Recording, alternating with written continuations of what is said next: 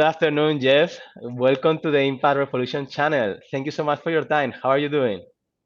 I'm doing great. How are you doing? I'm doing very well. I'm looking forward for this interview. How this works, Jeff, is that sometimes before we start to the business questions that we are looking forward to know more from your business and from your experience, we ask to the interviews a couple of personal questions, if that's okay with you. Yes? Sure. Do I have to tell the truth? Up to you, up to you. That's up to you. Yeah. All I'll right, tell the great. truth. Thank you so much.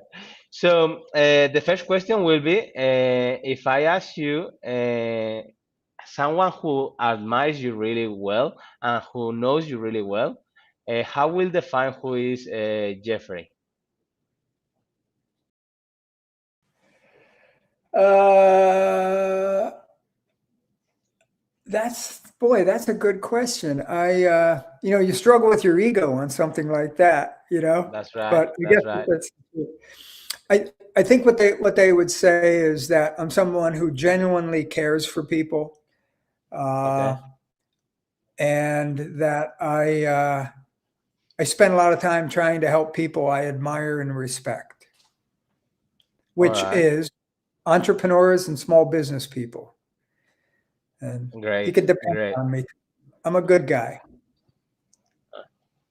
All right, thank you so much. So that's why you are perfect for us then. That's it. Thank you so much for making time for us and sharing your wisdom, really. Now, the next question, Jeff, will be if I ask you what was the happiest moment of your life, what is the first thing that comes to your mind? Ooh, my life. Wow. I have kids. I have grandkids, so that's right up there. But I also got married to just a magnificent woman this last February, and Congratulations on that. yeah, I think that this is the happiest moment of my life that I'm in now. Right, I'm All right. 66.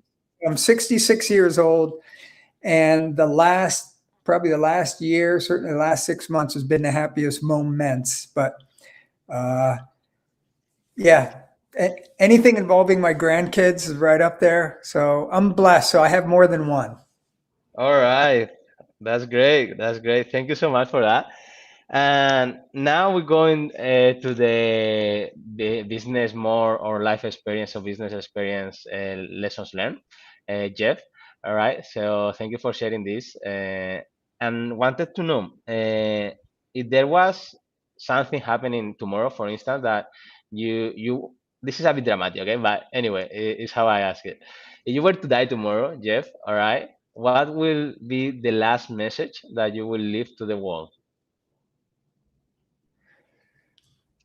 Love yourself so you can love others. Okay, I like that. Why? Because so many of us are so hard on ourselves unnecessarily, and the pain of that steals our ability to give the love that we have to the world, and Hmm. the world needs it. All right, very good. I love that, and I share that thought as well, Jeff. And I was wondering, in your experience, right? You're a coach. You do these leadership trainings, and you know a lot about mindset and emotional intelligence. What do you think is the reason or the main reason behind all that?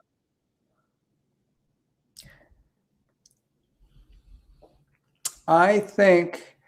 All right, so you're asking me to go deep right off the bat, so I'll go there. I'll go there. I believe when we come into this life and Mm-hmm. we take a body. I call it my earth suit. Right, this is my earth suit. I'm not a body. I'm a spiritual being who has a body. Okay. When we come in, we are all that love. Yes. We have no self doubt. We have no self criticism. We don't give any of that out. We are a pure spiritual being when we come in with a very, very high level of consciousness. And uh, over the years, we get socialized. This is a pretty rough planet right here. this is a warring planet on many ways. There's a lot of beautiful things that happen in it, but it's a tough school, and that starts to be removed from us or oppressed in us, and we start to realize that how we think of ourselves is less. We start to think that how we think of ourselves is less important and less accurate than how other people think of us. We have to make sure as little babies we're completely dependent upon our parents. So approval, disapproval from them, because that equals our survival. You get a little bit older, your siblings, approval, disapproval, school, approval, disapproval. So that social indoctrination starts to shift that balance from that pure love to which is, let's call that soul consciousness, to human consciousness. And when we come in, we don't come in with an ego. The ego is built. The ego is part of our brain that's built. And the ego is its own story. And we even forget that we are this higher self. And we think we're our thoughts, and we think we're our actions when we're not. That's what we do. That's not who we are. Who we are is an incredibly powerful spiritual being. And all spiritual paths and journeys, regardless of what flavor you choose, all have one thing in common, and that is they're looking to connect the ego mind back to our true source, who we are. And Joseph Campbell, he talked about the hero's journey, and the hero's journey is all about people coming down and they start, like the Wizard of Oz starts in a life of innocence. She's in Kansas. Big tornado comes, takes her to a whole other place, Earth. Starts running into all these different types of challenges and a wicked witch and lions and tigers and bears and the flying monkeys and whoa, what is all this type of stuff? And so they get lost. We get lost in this world. And then what each of these challenges, we don't know how we're going to get through them. Eventually, we realize that the way we get through them, we had the answer all the time. It was by being true to ourselves. So the hero's journey is into the world and coming back. And then when you come back and you get in touch with your spiritual being, you still can function in this other world, but you're not functioning in the same way. You're an improved version. You're a hybrid. We come in pure, we get lost. The lucky ones come back, reconnect, and integrate.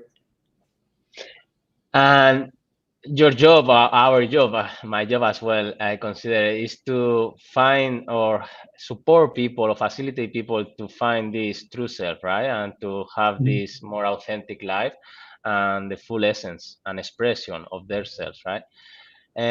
How or what is the most effective way that you have found so far, Jeff? Well, I can only speak for myself. And when I was younger, I had no spiritual connection. I didn't want anything to do with any religions. I was Christian, Protestant, kind of raised lightly. Wasn't pushed on me. And then in my senior year in high school, actually, I entered into a comparative religion class. And through that, studied Hinduism, Buddhism, Taoism, Sikhism, Christianity, and a bunch of others. And I found Taoism, and I liked the energy of Taoism. And so I studied that for quite a bit. I've studied Native American cultures. I have a lot of respect for them. And also I've been on a lot of spiritual retreats, spiritual paths. And I try to stay away from anything that has a lot of dogma around it, or anything that says, my religion is better than yours. Or is the full truth, and you just need to follow this one? Those are fine. They're just not for me. And sure. Yeah. So I got on a strong spiritual path, and it made so much of a difference to me that I was able to see how my ego, how I had gotten lost. And I was a good guy, but I wasn't always functioning in the most respectful manner. Uh-huh. uh, Uh-huh. and it disappointed me. And when I realized, wait a minute, what part I'm doing this, what part of me is disappointed? Like, Mm. what the heck was that? So, and who is that? And then that helped me to go, oh wait, there's something behind the curtain. Wait, wait I a see. I minute. understand. Yeah. There's All the right. ego. And the ego said, there's nothing behind the curtain. No, no, there's nothing else there. And it's like, no, wait a minute. Yes, it is. I just found you. Uh, Uh, so that's I funny. don't, yeah. So the ego is a great servant, but it's a horrible master. So Mm.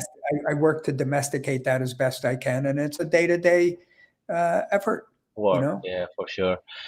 Yeah. I love that story and that sharing, and you make it sound really easily, but actually, I'm sure it was it wasn't that easy to face that ego. Brutal, brutal. So I was wondering, I don't know if it was that the case. So, what was your biggest self-realization moment? Would you say in your life about this, Jeff? I was really trying to get a real deep lesson around what is just unconditional love.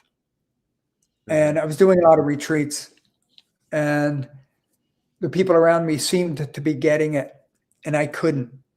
And I wanted it so badly.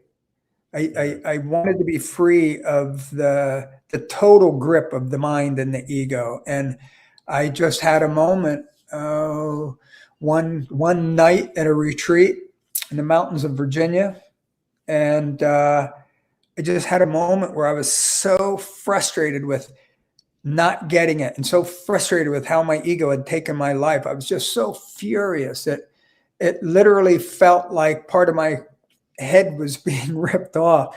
And it was just like, I have had it. I mean, I just remember yelling, I have had it. I can't find my way out of this. I want out of it. I was so desperate. And there's a phrase called the gift of desperation, The that you gift of have to go desperation. in. Gift of desperation, when you have a bad habit, or you're doing something that doesn't work for you, or you have an addiction, and you don't want to be in it, but it's still tolerable.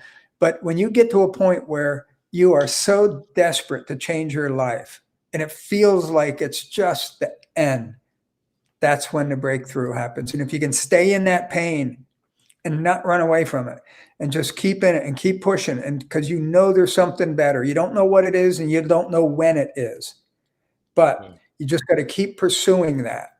And I had a breakthrough that night, and it really significantly shifted everything. It was a shift in consciousness, and it wasn't a permanent shift. Like it was a permanent shift, but I still have egotistical days, etc. But it was when the balance of power got shifted from being owned by my ego and the negativism, or the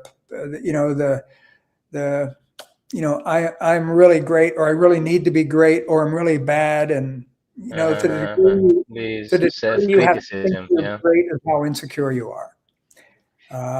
But yeah, All and right. Great. the spiritual path is not a path for sissies. The path to consciousness is not a path for sissies. It is hard work. And it's not all let's hug one another and kumbaya and woo woo. If you're really serious about doing it, it's the most important work you'll do in your life. But as you do it, not only does your life improve, but the lives around you improve Mm-hmm. as well, because you Mm-hmm. become a different person, sending a different level of consciousness Energy. into the Yeah. world. They feel that. Just like if I'm being a jerk and I'm angry and etc. Everybody's It's feeling that. contagious. It's very contagious. Yeah, it's Definitely. actually an energy field that goes out and Uh-huh. affects other people's energy fields.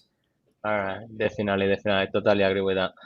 Great. And what was the main changes that you experienced after this self-realization spiritual experience, Jeff? I saw, I, I saw that I saw more of who I truly was, which Okay. was, I'm somebody who has a big heart. I'm an empath. I have a lot of compassion. I'm a Reiki master. I really look to, I've done some energy healing. And basically, the work that I do is I'm a healer, and I do my work in organizations, because organizations are some of the toxic, or some pretty toxic places. 70% of people that go to work aren't engaged in work. Why? Because they really don't like the environment. So businesses are kind of sick, and that a lot of that's because of the models that we've been trained on how to do it. Efficiency, command and control, top down type stuff. When human beings aren't designed to thrive in an environment like that. Companies can thrive in those structures, but humans can't. We are tribal creatures. We survive and thrive best in a tribal environment where there's collaboration, there's communication, there's sharing, there's respect for one another. We've gotten so far away from the power of Mother Nature that we don't have to look out for one another to be able to survive. We can be selfish, and we have become selfish in many ways. So our organizations reflect that. So the new model, and it's work I've done for the last 17 years, is defining and designing what those new models are, so that we can bring more humanity into organizations and still you actually get a higher level of accountability from people, because they're now in an organization that they respect. They're in a tribe that they respect, and they want to keep healthy. And they know if if the tribe is healthy, they are healthy. If the company is healthy, they are healthy. So I bring that type of thinking into organizations from a cultural standpoint, and then I help their leaders to develop the skills to be able to lead in that new way, instead of take that hill, command and control, go go go. The leaders Do in it and today's not world, question it.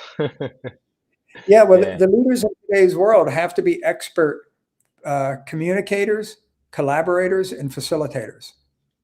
Totally. Yeah, and coaches, Because yes. Kind of facilitator, right? Yeah, Yep, goes into yep. that. Great. Thank you so much. We go very well to the point I wanted to go finally. So you are an expert on these organizational changes and cultures, and also in the leadership part. And how do you, or what are the main lessons learned that you could share with us, Jeff, about these leadership mindsets, models, and methods that you work with that are very effective or that has given you the best results so far? Well, the first thing is you have to have a major shift in mindset to Hmm. where you value the human capital of your organization more than your Okay, financial capital. love that. Financial capital is important, but if you don't get the human capital side of it right, you're not going to have the performance that you need. You're not going to have the production that you need. And performance and production equals profits. Hmm. So Hmm. all you're after is profits, and that's what you're chasing. You'll actually do damage to your workforce trying to pressure them to get you more profits, and that works against itself.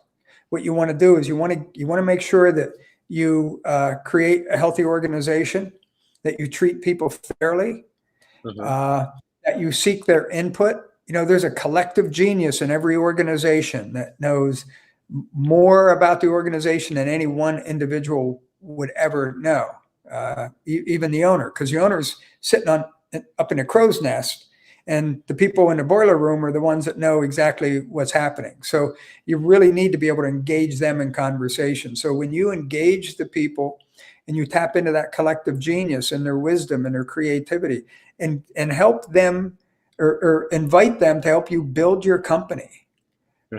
they'll take a sense of ownership and a sense of pride in that, and then they'll look to protect that. And they have a sense that we are winning. Hmm. Everybody wants to be a part of a tribe. Well, everybody is part of a tribe. It's in our DNA, and we want to be a successful tribe, and we get personally attached to them. Think of a sports team. You don't play the sport, but you have your favorite team, and you're a member of that tribe. You're not out there, but you're a member of that tribe. And Uh-huh. we so personalize it. We don't say they won or they lost. We say we won or we One. lost. That's right. Yeah. That's funny, yeah. That's how tight this is. So you want to take that Mindset, understanding yeah. and you want to Definitely. build that within your organization. So you want to build that tribal pride. And the Uh-huh. only way you can do that is by breaking down the false barriers between the people in the front office and the people on the front lines. Get that barrier out of there. There has to be a little bit of it there. But as far as communication and participation and making decisions and that type of stuff, there's a lot more that can be a lot more collaboration that can happen at that level.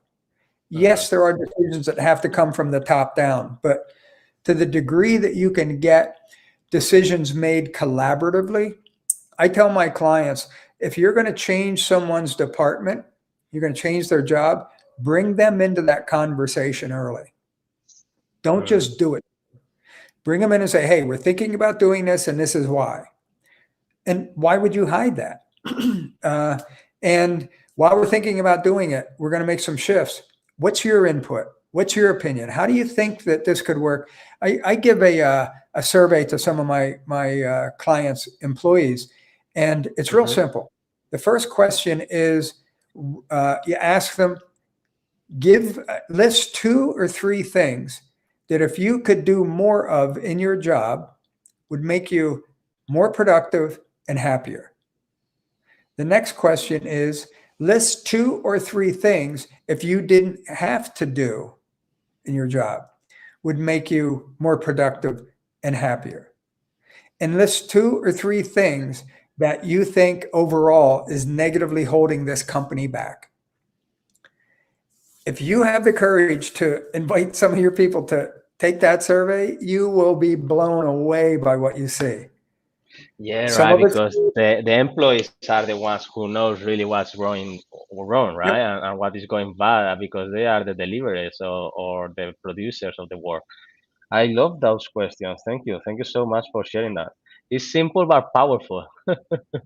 simple For but powerful. And I'll tell you, I've seen entire departments reorganize themselves around those questions. Sure, sure. I have no doubt about that. Great. Thank you for sharing that. I wanted to check or kind of a summary of. Let me see if I can, if I understood it well. All right. So it's having more kind of a decentralized and less hierarchy kind of Mhm. communication barriers, right? And be more open for collaboration and transparency, basically, right? Mhm. So that's kind of the main point. Would you say? Yeah. Yeah, and it's not a should do, it's a gotta do. And the Yeah. reason it's a gotta do is because the industrial age is behind us. Mm, Today's world, because of technology and the level of consciousness of the modern worker, has created a completely different business environment. mm, So the hierarchies and the structures are too slow. They're too dumb because they're too bureaucratic. It funnels all the thinking just up to a couple people. The people aren't dumb, but the design is dumb. Uh, and it's just not able to withstand the challenges, the complexity, and the speed of the new environment. mm-hmm. So when you think about the power of a network, like there's a reason computer networks are so powerful, right? Because Yeah. they take the capability of one computer, they tie it into a bunch of others, and there's all this shared type stuff. I do a training around this where it's around designing networks as knowledge or designing teams as knowledge networks. Now, I designed Mm-hmm. computer networks for 20 years.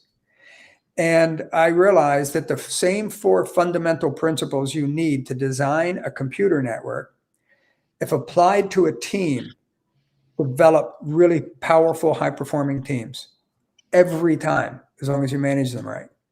All right. And Great. it's really powerful. So we're in a networked age. So our Definitely. leadership models have to be network managers and Mm, leaders. Our organizations have to not be silos, but they have to be designed as communication networks. You mm, still you still have departments, you still have positions because you need that form, but you need the org chart to be a form, not what the actual design. It's not how you engage that company. You mhm. engage it as tribe. You engage it as a network. You speak to people who can contribute, not just to people that are in the department. Mm, I read a statistic the other day that Business Week did a survey, and they said that 87% of the executives that they surveyed said that they felt as though silos in organizations were damaging to the organizations. mm. 93% wished they weren't there. So listen to that, right? You've got That's crazy, yeah. Hmm. You've got 90% of executives, these are all like top executives, saying these silos are horrible. So you think, well, why are they still doing them? The reason they're still doing them is because hardly anybody has come up with a new model to shift. You can't just stop doing something without doing something else. Yeah, And and that's what they know what to do, and what they have been right, doing all the time. So if and someone from not only outside what, doesn't come and show them another model, then it's hard for them, right? Thank you so much for sharing that. And now, because we have few minutes left, Jeff, I want to go, which is, I think, going well in line with what we have been talking about, the models and the methods. Yeah. So, which are like the two next steps after the mindset that you work on. yeah, the mindset is all about conscious leadership. And I wrote a book called Developing the Conscious Leadership Uh-huh. Mindset for the 21st Century. If you just go into Amazon, Google Jeff Deckman, do a search, it'll pop up. I The will put next it. thing, I will put it in the notes. Yes. yeah, the next thing is you need a new model. And that model is move away from the org chart is the primary model. And behind the org chart, there are three things that drive all performance and production: tribal dynamics, knowledge networks, and cultures. So that's the new model, that as people are shifting away from the silos, you go in and you design your organization around that. And I do a lot of training around that. And then the last thing is a method, which is actual a leadership system and method that's designed to activate that network and to get the people in it, get their collective genius flowing, and release it, identify it, uh, use it, get them to be involved in solving problems and solutions, and make them part of your brain trust. It's not just about the manpower you want their mind power too. People are smart, they're creative, they know how to find out ways to solve problems, do things easier. Tap into them. And the leadership methods are a system that helps you actually lead in that new way. So all of Mhm. my work is designed to get out of that command and control into this whole network environment by a new network mindset, a new network model, and new network methods. Because we're in a Uh-huh. network world. And if you don't make that switch, Yeah. you're going to get Totally agree. crushed. Yeah, it's the collaborative part, and I love this collective genius thing to tap into that because there is a lot of potential actually that is being missing because of people not letting them open their mouth or speak up Mhm. their truth and how they see things because yeah, it's like this African proverb, right? If you want to go fast, go alone. If you want to go farther, you go together, right? So I You know, believe in that. Gallup says that 70% of the people are not engaged in their work, and it costs just American companies alone $500 billion a year in lost profits, Mm, because that human capital is what makes your financial capital. And if people definitely. aren't engaged, you're not getting that money, and you don't even know you're losing it, because it's Mm. not like it came in and then you spent it unwisely. It never came in, so you don't know that you're missing it. It's the potential, yeah, the the cost of opportunity loss, right? Opportunity loss that is Yep. there, that is not aware. They are not conscious about that. Yeah, totally. As entrepreneurs, it's what we don't know that takes us out. Yeah, yeah. That's what. Uh, yeah. I like this, and I just the last minute that we have, thank you so much for sharing all this valuable information. I love the interview, by the way, Jeff. Uh, yeah, what is or what will be the last impactful message that will you leave to entrepreneurs and startups to have this change of business mindset? Entrepreneurs were naturally kind of lone wolves. So support yourself, respect yourself, honor yourself as being someone who is willing to take big risks in life. Hmm. Uh, with that being said, don't be foolish and think you can do it alone. Collaborate, uh, engage people, invite people's opinions, look to tap into the collective genius, uh, involve and include people and reward them for their involvement and inclusion. And you do that, you get people that want to work with you, they'll work for you, and you will profit from that, both personally and professionally. Hmm. Hmm. Totally. All right. Yeah. Beautiful. Respect everybody who can help you, and even those who Uh-huh. can't. Yes. Just Thank don't you so hire. much. Thank you so much. And I highly value this time and this sharing. So thank you so much. I don't know if you have any other last message that you would like to leave, or we can call it off for now, Jeff. Yeah, just as for the entrepreneurs out there, thank you for your service. Uh-huh. It's Thank it's you. it's men and women like you that really keep economies going and build futures. Entrepreneurs build futures for themselves and others fortunate enough to work with them. So thank you for your service. Thank you. Thank you. Very, very beautiful. Thank you for that. And thank you for your service as well, Jeff. No, Thanks my a lot. pleasure. All right. So we finished. Thank you so much. It was a